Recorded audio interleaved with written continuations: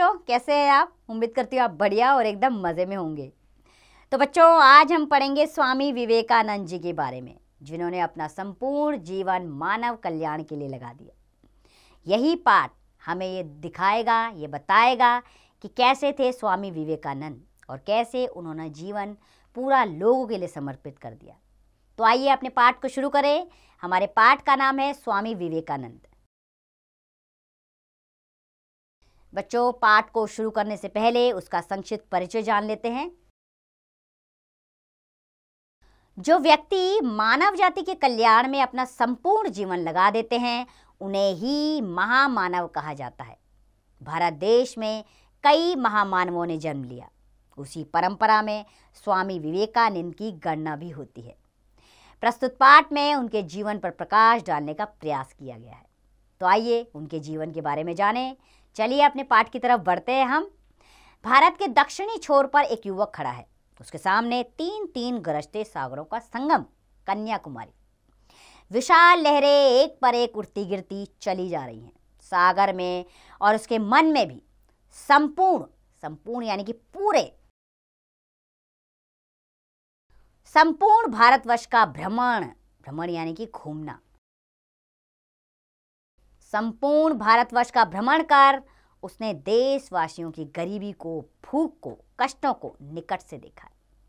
वह छटपटा उठा और देशवासियों को उन दुखों से छुटकारा दिलाना चाहता है। तट से कुछ दूर सागर के बीचों बीच खड़ी एक विशाल शिला पर उसकी दृष्टि टिकी है। दृष्टि अर्थात नजरें।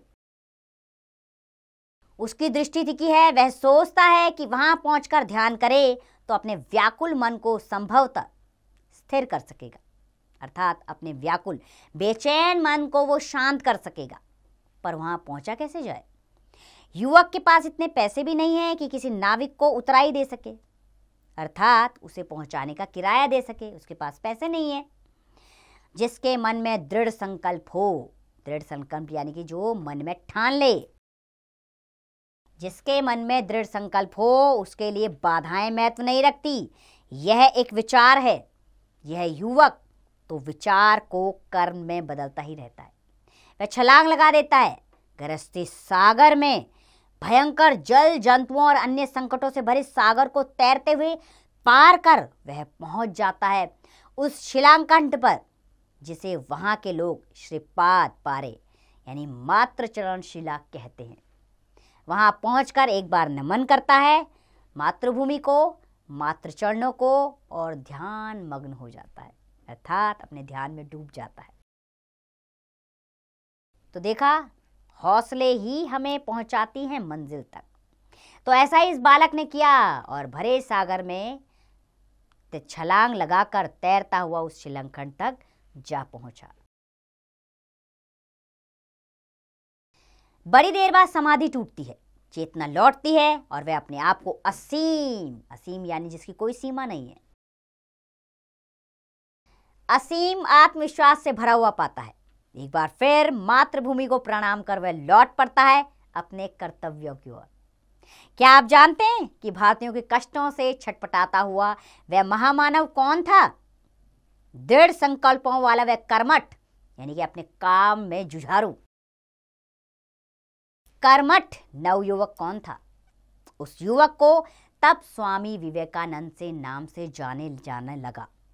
ऊंचा कद, चौड़े कंधे, पुष्ट और भरा हुआ वक्षस्थल अर्थात उसका सीना, सुडौल और शक्तिशाली भुजाएं। यह सुंदर रूप बचपन से व्यायाम के निरंतर यानी कि निरंतर अभ्यास का परिणाम था। गेहुआ रंग, भरा हुआ दमकता चेहरा, चौड़ा माथा, भारी पलकों के बीच बड़ी बड़ी उभरी हुई आंखें, पंखड़ियों के बीच कमल के खिले फूल सी लगती थी। एक बार जो इस मोहक आकृति को देख लेता वह उसके जादू से बच नहीं पाता था। पर केवल रूप का ही आकर्षण नहीं था विवेकानंद में। सोमवार 11 सितंबर सन 1893 को अमेरिका के शिकागो नगर के एक सभागार में विवेकानंद सारे संसार की दृष्टि के केंद्र बन गए थे। यह चमत्कार उनके भव्य और मोहक रूप के कारण नहीं, विलक्षण ज्ञान और ओजस्वी वाणी के कारण हुआ था। शिकागो में विश्व धर्म सम्मेलन था। दुनिया भर के अनेक धर्मों, मतों, संप्रदायों के धुरंधर विशेषज्ञ वहां आए थे। विवेकानंद भी कन्याकुमारी की घटना के बाद ना जाने कितने संकटों से जूझते हुए वहां पहुंचे, केवल अपने दृढ़ निश्चय के सहारे। दृढ़ यानी कि मजबूत।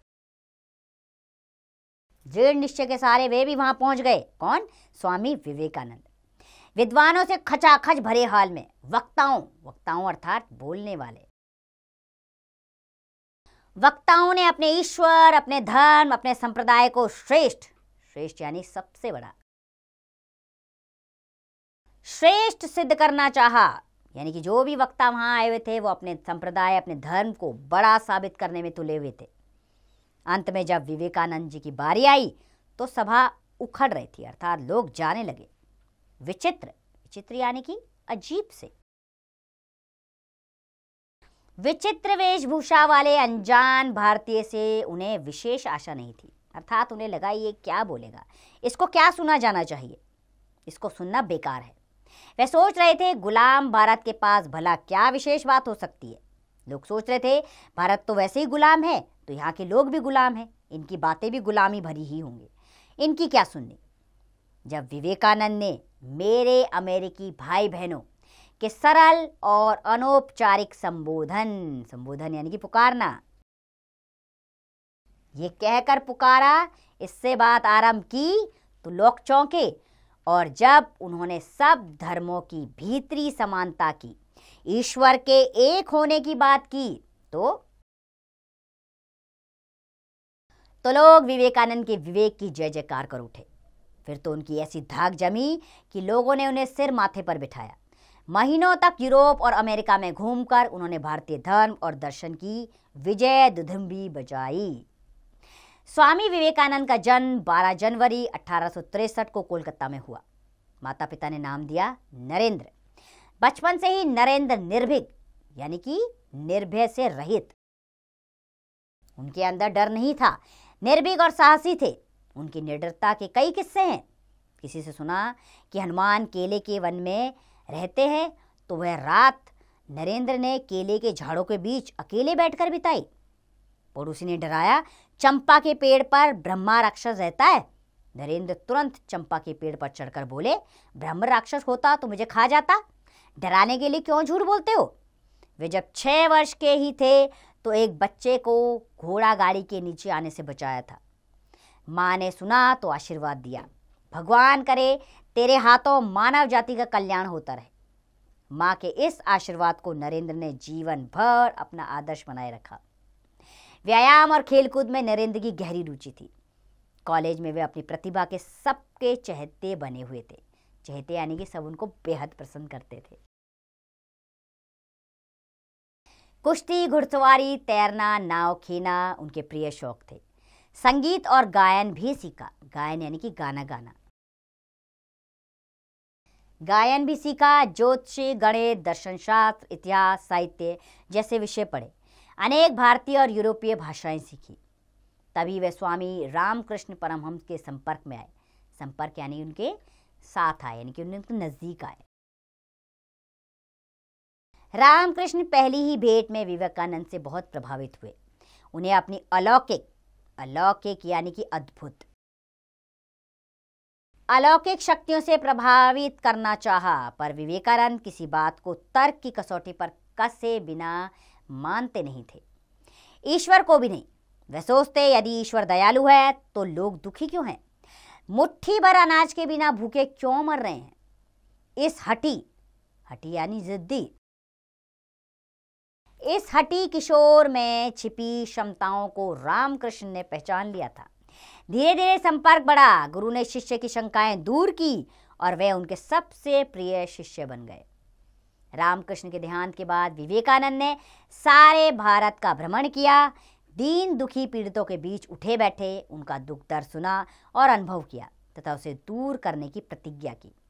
वे कहते, जब हमारे देशवासी रोटी कपड़े को तरस रहे हो तो हम अपने मुंह में ग्रास रखते लज्जित क्यों नहीं होते, अर्थात शर्मिंदा। लज्जित का अर्थ शर्मिंदा। हमें शर्म क्यों नहीं आती जब लोग भूखे प्यासे मर रहे हैं और हम 3600 व्यंजन खा रहे हैं।